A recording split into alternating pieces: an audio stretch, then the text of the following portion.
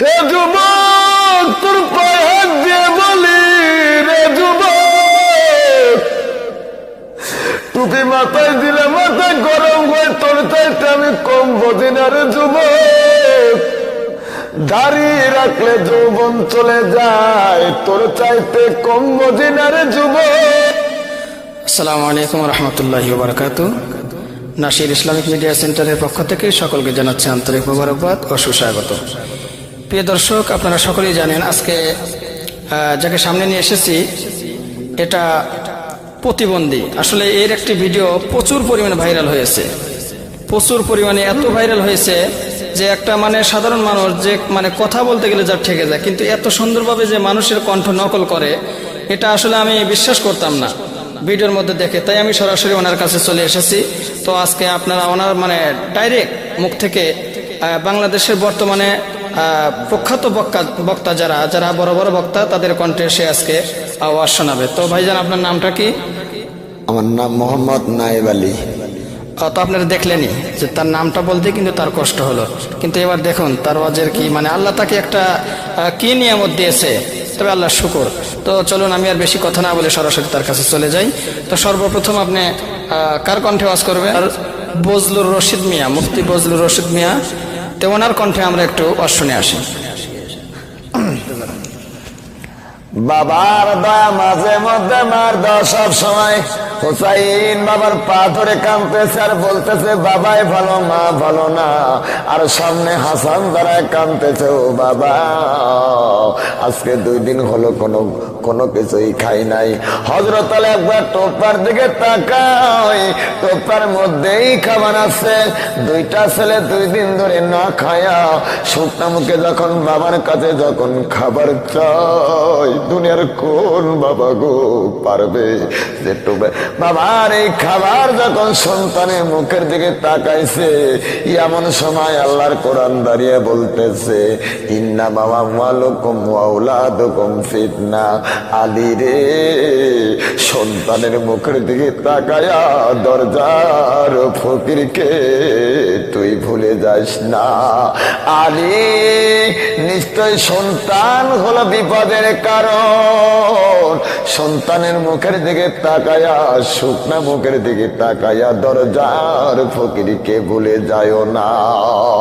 প্রিয় দর্শক, যারা ভিডিওটি দেখছেন অবশ্যই ভিডিওটি কন্টিনিউ করতে থাকেন। আর যারা এখন পর্যন্ত আমার চ্যানেলে লাইক করেনি, দয়া করে একটি লাইক দিয়ে দিন এবং আপনাদের যত মতামত আছে কমেন্ট বক্সে জানিয়ে দিন। এবং যারা আমার চ্যানেলে নতুন তারা সাবস্ক্রাইব করে দিন। তো চলুন ধারাবাহিকভাবে আরো কয়েকটি বক্তার আমরা তার কণ্ঠে আওয়াজ শুনে আসি। তো এবার আপনি হাফিজুর রহমান কণ্ঠে তো আওয়াজ পারেন নাকি? তো তাহলে ওনার কণ্ঠে একটু আওয়াজ শোনান আমাদের। হ্যাঁ, চলুন।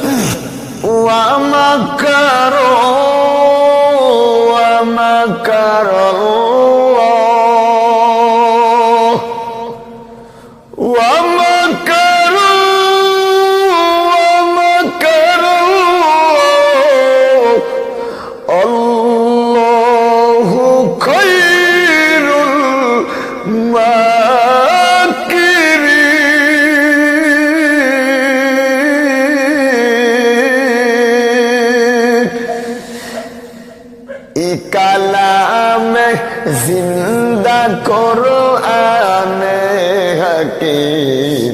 ও মুসলমান ইমানদার আল্লাহর গোলাম, আল্লাহ পাক রব্বুল আলামিন বলেন ও দুনিয়ার মানুষ, হে যুবক তোর পায়ে হাত দিয়ে বলি রে যুবক, টুপি মাথায় দিলে মাথা গরম হয়, তোর চাইতে আমি কম বুঝি না রে যুবক। দাঁড়িয়ে রাখলে যৌবন চলে যায়, তোর চাইতে কম বুঝি না রে যুবক। প্রিয় দর্শক, আসলে আমি কি বলে যে কি বলবো আসলে বুঝাইতে পারতেছি না, যে আপনারা শুনেই হয়তো বুঝতে পারতেছেন যে একটা মানুষের ভিতরে আল্লাহ পাক কত নিয়ামত দিলে এইরকম একটা প্রতিভা সৃষ্টি হতে পারে। তো চলুন আমরা এবার আরো একজন আব্দুল খালেক, এবার আমরা শুনি মাওলানা আব্দুল খালেক শরীয়তপুরী সাহেবের কণ্ঠে অল্প একটু ওয়াজ। তো চলুন শুরু করা যাক। আমার ভাইরা, আমার বন্ধুগণ, গভীর মনোযোগ দিয়ে শুনবে। আমার বাইরা বাবাজিরা গভীর মনোযোগ দিয়ে শুনবেন। বাবাজি, যেই নবী না হইলে জগতের কিছু হইতো না, যেই নবী না হইলে কুল কায়নাত হতো না। আল্লাহর নবী মসজিদে নববীতে বাজান বসে আছে। ভাই গো, গভীর মনোযোগ দিয়ে শুনবেন। সাহাবারা ডেকে ডেকে বলে, ইয়া রাসূলুল্লাহ, ইয়া হাবিবাল্লাহ, আমাদেরকে তো খালি মুখে বসে থাকা চলে না, আমাদের কিছু বক্তব্য শোনায়া দেন। আমার মাইরা বগুড়ার বাবাজিরা, আর কাউসারি সাহেবের আসতে পারেন না, যিনি মারা গেছেন, ওনার কন্ট্যাক্ট আসবে। বলতেছে, বাইগনা রে তুই যা চাস আমি তাই দেব। এবার কৃষ্ণ কয়, বাইগনা কৃষ্ণ কয়, মামা সত্যি কি তুমি দিবে? কয় হা দেব। কয় তালি তোমার বউটা দেও। এবার আয়ান গজবিকে বেকারে পড়ে গেল।